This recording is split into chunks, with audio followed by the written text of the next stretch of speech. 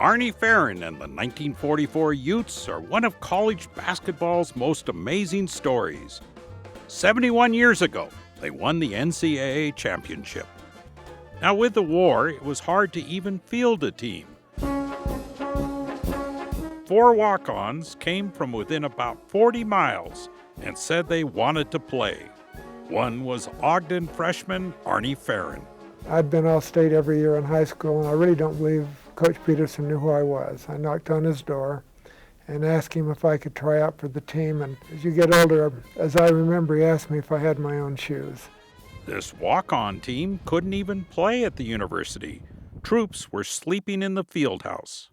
Arnie and the team couldn't even practice here. In fact, every game was a road game, and they still won.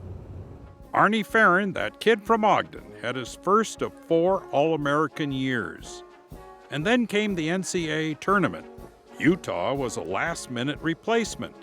There was an all-night train ride, and a week later, the team that had 4 freshman starters and only 6 players that saw action, that Utah team beat powerhouse Dartmouth 42-40.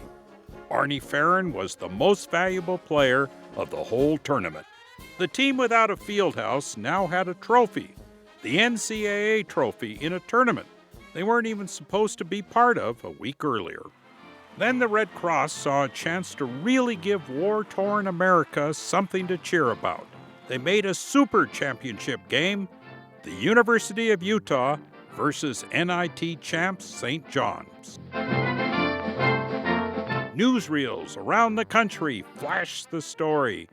Little Utah, without even a home arena, was playing in Madison Square Garden.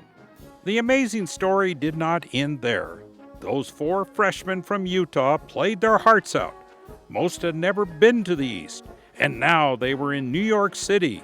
At the end of the game, they were victorious. The story that would show on movie screens all over the country. Well, of course, the return to Utah was triumphant. We had a parade. We had, I think, all the fire engines in the city. We paraded downtown. They closed the school. We brought the parade up in the President's Circle. So 71 years ago, this very place, a big parade was coming by, led by freshman most valuable player Arnie Ferrin. Now that would be enough of a basketball story, but there's more.